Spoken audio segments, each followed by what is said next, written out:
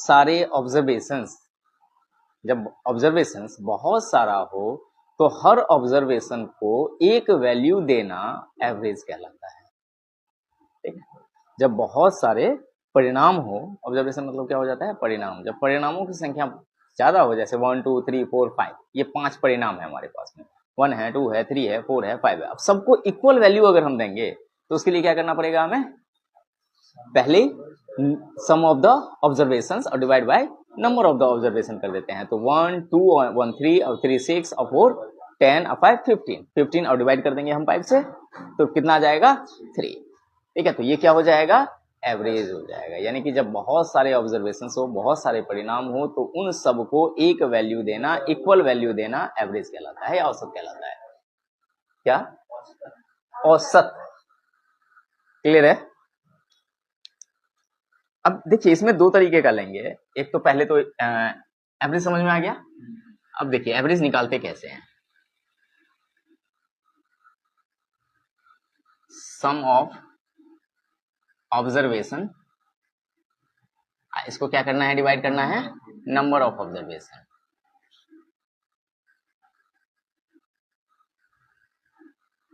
अब यहां से हम एक बना लेते हैं, यानी कि एवरेज और इंटू कर देते हैं नंबर ऑफ ऑब्जर्वेशन। इसी चीज को समझना है, इसको नहीं समझना है, इसको समझिए। ये किसके बराबर हो जाएगा, सम ऑफ ऑब्जर्वेशन का।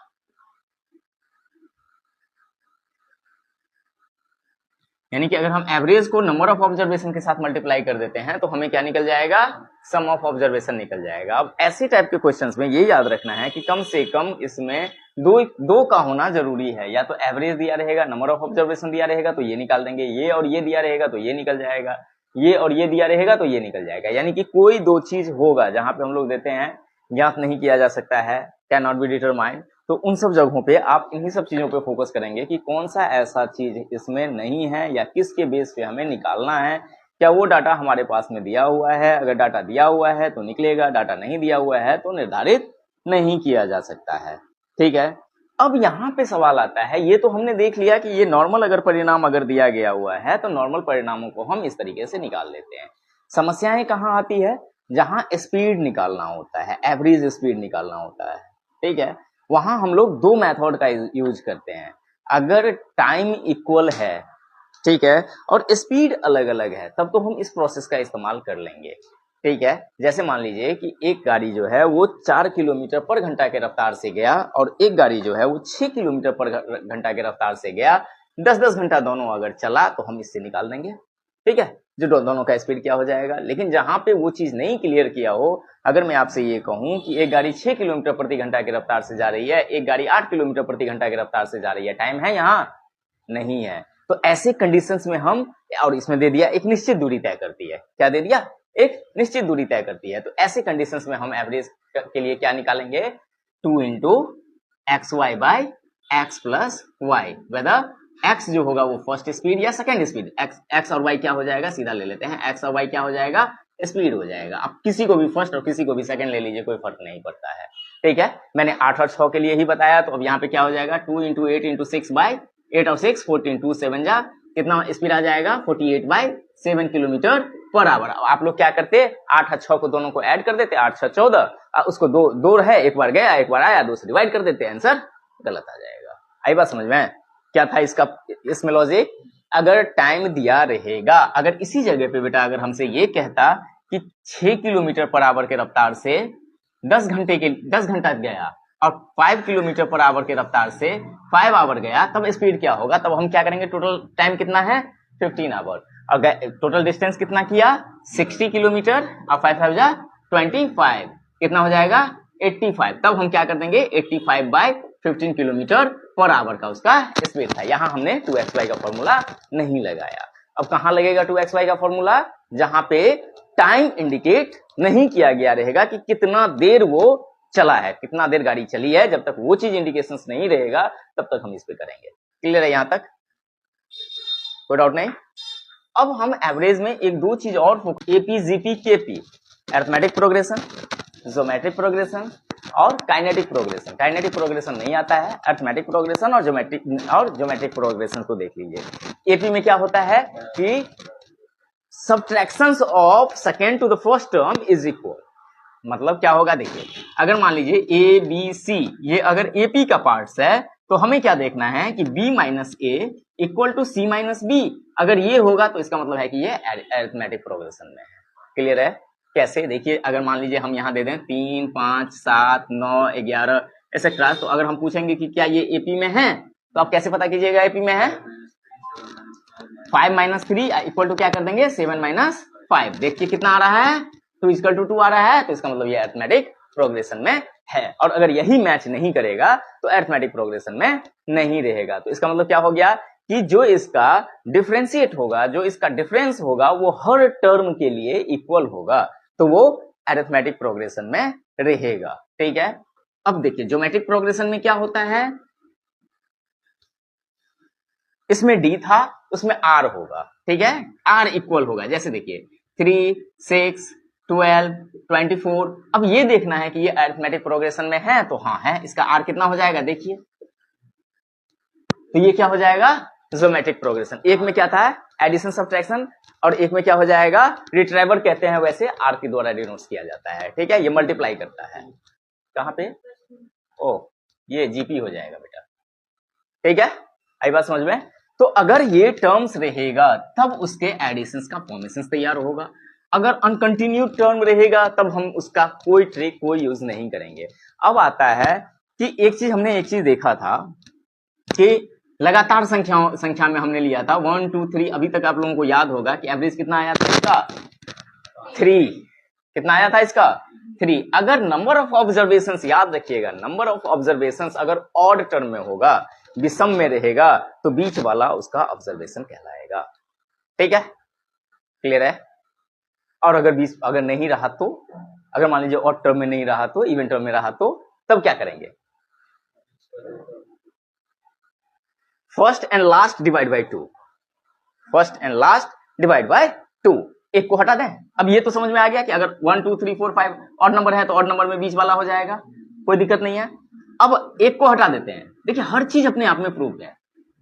अब यहां से देखिए 4 1 3 2 2 बार 5 यानी कि 10, नंबर टोटल 4। 2 बार 5 मतलब 10 और नंबर टोटल कितने हैं 4। तो इसलिए हमने क्या किया, first term and last term यानी कि 4 + 1 डिवाइड बाय 2 यानी 5/2 इक्वल टू कितना हो जाएगा 2.5। क्लियर है? समझ में आया? चलिए अब है, अगर ऑड नंबर इवन नंबर में स्क्वायर और क्यूब में देगा तो सबका अपना अपना एक फॉर्मूला होता है। अगर लगातार प्राकृतिक संख्याओं का अगर योग पूछेगा तो आप लोग पता है कि n × n + 1/2 होता है। ठीक, n × n + 1/2। अगर मान लीजिए पूछ दिया 1 to 100 तक का योग कितना है, 1 से लेके 100 तक का योग कितना है, तो क्या करेंगे हम, अब 1 2 3 4 5 6 से लेके ऐड करने के लिए नहीं जाएंगे ना। n क्या हो जाता है लास्ट नंबर, n क्या हो जाएगा लास्ट नंबर। लास्ट नंबर क्या है 100, तो 100 × 100 1 डिवाइड बाय 2, यहां 50 ले लेते हैं, इक्वल टू क्या हो जाएगा 50 50। इजी निकल गया। 1 से लेके 100 तक का अगर योग पूछ दिया तो हमने आराम से इसमें निकाल लिया। अब अगर ये पूछ दे बेटा 50 to 100 तक का योग कितना है, तो क्या इसके लिए कोई अलग फॉर्मूला यूज करेंगे? अगर करना होगा तो एपी का फॉर्मूला होता है क्या होता है इसका n/2 × 2a + n - 1d, ये वाला फॉर्मूला होता है। लेकिन ये थोड़ा माइनस कर लीजिए, सबसे बेटर वे यही रहेगा। इसमें क्या करेंगे 1 से लेके 100 तक का निकाल लेंगे। 1 से 100 तक का हमने यहां निकाल लिया हुआ है। और 50 50 में से माइनस कर लेते हैं 49 × 50/2, क्योंकि 50 से ले रहे हैं ना, तो इससे पीछे कितना है 49 तक है, इसको हम लेस कर लेते हैं वहां से। अब यहां से देख लीजिए 25 नमक 200, 25 का 5 हाथ में रहा 22, 25 चौका 100 और 22 122।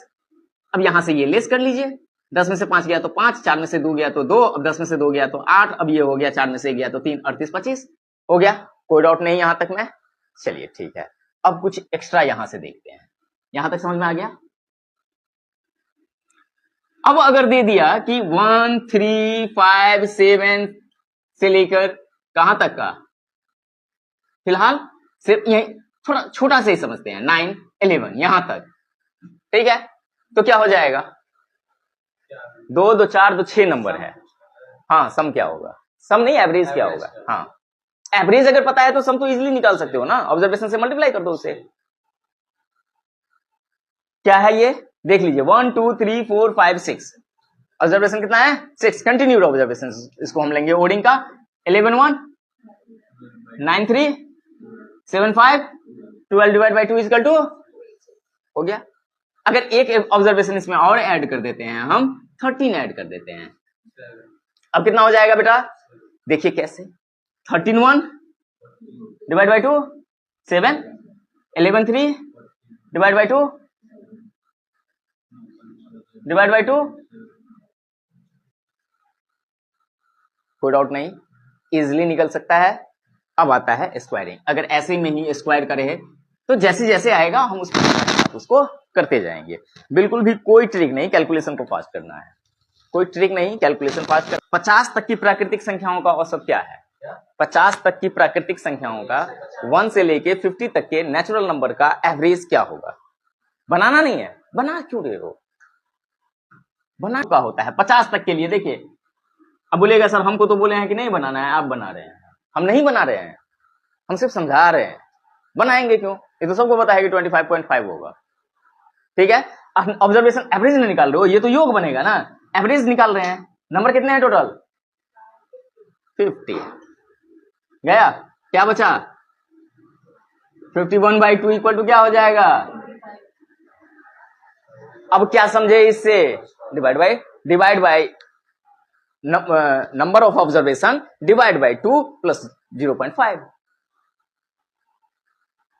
आई बात समझ में। अगर 60 तक के लिए पूछ दे तो 60 तक के सभी विषम पूर्णांकों का औसत कितना होगा, ठीक है, 60 तक के सभी विषम संख्याओं का औसत कितना होगा, कितना होगा 30.5। चलिए और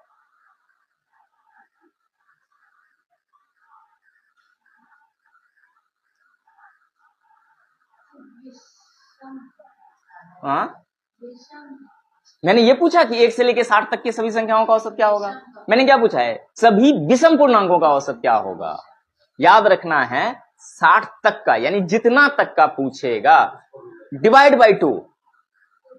अगर अब यहां पे देखिए वैसे होता है क्या कि अगर मैं नॉर्मली अगर दे दूं कि विषम पूर्णांकों का औसत अगर पूछ रहा है तो number of observation is the average of that number, ठीक है, नंबर ऑफ ऑब्जर्वेशन जितना होगा वही उसका क्या बनेगा एवरेज बनेगा, ठीक है। आप बेस तरीका से इस चीज को समझ लीजिए, अगर इस चीज को समझने में प्रॉब्लम आए तो अगर विषम पूछे, अगर बेटा क्या पूछे, अगर विषम पूछे तो उससे अगला सम लेके डिवाइड बाय 2 कर दो, कितना तक का 60 तक का विषम पूर्णांक, इसका मतलब विषम संख्या कौन सा आएगा इसका 59।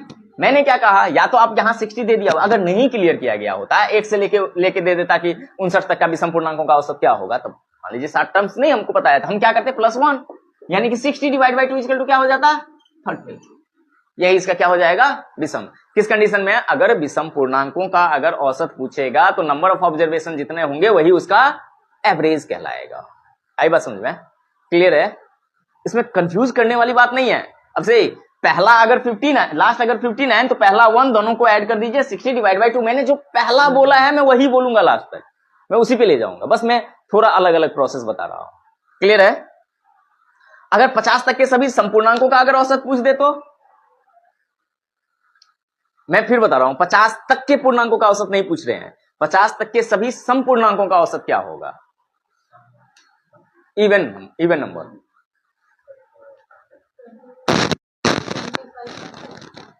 वो तो लगातार नंबर में था, +1 नंबर ऑफ ऑब्जर्वेशन +1 क्या हो जाएगा नंबर ऑफ, देखिए इसमें क्या था, इसका अगर विषम नंबर था, अगर ऑड नंबर था तो क्या था, number of observation is the average of the sum, जो सम होगा उसका एवरेज क्या हो जाएगा जितने नंबर ऑफ ऑब्जर्वेशन होंगे। किस कंडीशन में, जब ऑड रहेगा विषम संख्या रहेगा, लेकिन अगर सम रहेगा तो क्या हो जाएगा नंबर ऑफ ऑब्जर्वेशन जितना रहेगा उसमें 1 जोड़ दीजिएगा। मैंने कितना पूछा 50 तक का, तो 50 तक में, हाँ 50 तक का कितना हो जाएगा 26। 50 तक में नंबर ऑफ ऑब्जर्वेशन कितने हो जाएंगे, डिवाइड बाय 2 कर दीजिए तो 25, 25 प्लस 1 इक्वल टू 26, वही इसका एवरेज हो जाएगा। आई बात समझ में? अब सवाल आता है कैसे, फिर मैं उसी पे ले जाऊंगा। पहला 2, अंतिम 50, 50 2 52 डिवाइड बाय 2, है क्लियर? कोई डाउट नहीं, समझ में आया? अब से क्लियर है?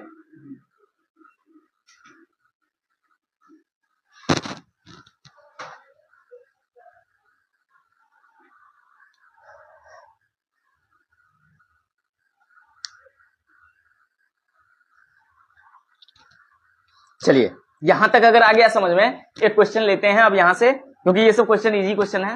अब एक्सरसाइज का देखते हैं, जहां नहीं समझ में आए वहां पूछना।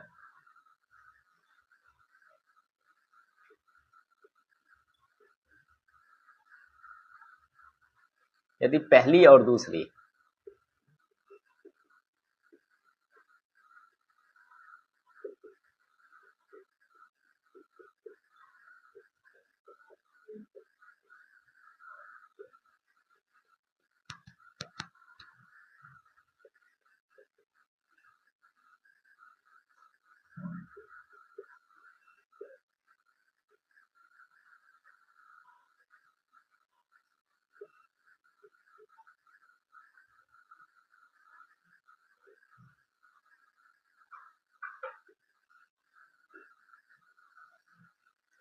यदि पहली और दूसरी संख्या का औसत तीसरी के संख्या के बराबर है और पहली और दूसरी संख्या का औसत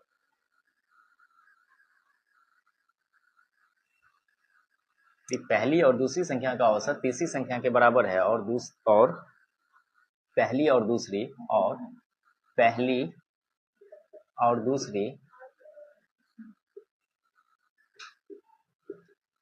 संख्या का औसत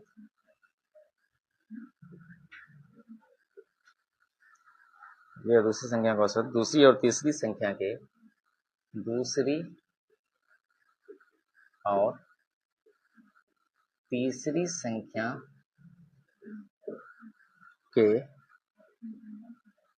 औसत से 9 कम है,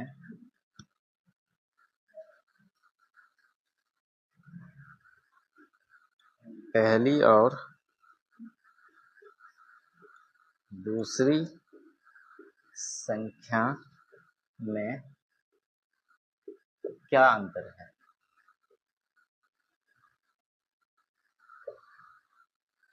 देखिए क्वेश्चन क्या है, क्वेश्चन कह रहा है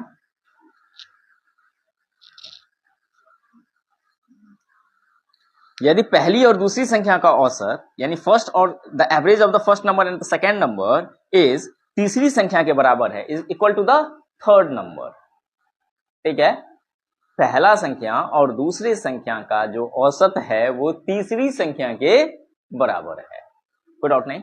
उसके बाद कह रहा है पहली और दूसरी संख्या का औसत दूसरी और तीसरी संख्या के औसत से 9 कम है। ठीक है, क्या कह रहा है, पहली संख्या और दूसरी संख्या का जो औसत है वो दूसरी संख्या और तीसरी संख्या के औसत से 9 कम है, तो पहली और दूसरी संख्या में क्या अंतर है?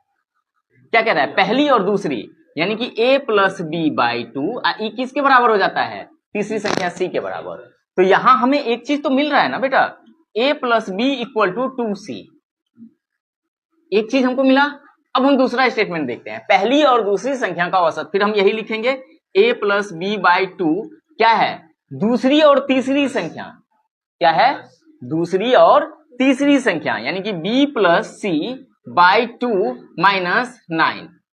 ठीक है, दूसरी और तीसरी संख्या के औसत से 9 कम है, तो दूसरी तीसरी संख्या के औसत में से 9 कम कर दिए तो दोनों बराबर हो गया। अब RHS LHS कर लेते हैं, इसको इस तरफ ले आते हैं, कोई डाउट नहीं। चलिए, तो a plus b minus c by 2 का 2 ही रह जाएगा, इक्वल टू माइनस 9। कहां कंफ्यूज कर रहे हो?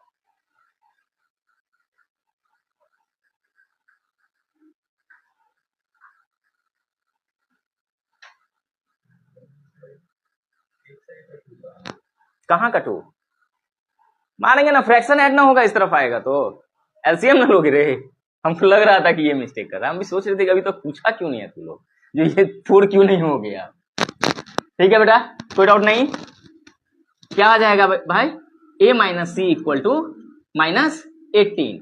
इस a को इस तरफ ले आते हैं तो -100 माइनस रहेगा तो काहेला ना सबको पॉजिटिव बना देते हैं, c equal to a plus 18। कोई डाउट नहीं। अब एक काम करते हैं, इक्वेशन में वैल्यू रख देते हैं इसमें। ये दूसरा इक्वेशन आ गया। अब a plus b equal to 2 into a plus 18, तो a plus b equal to 2a plus 36 हो गया। इसको अंदर ले लें, क्या हो जाएगा, b minus a equal to 36। यही पूछ रहा था।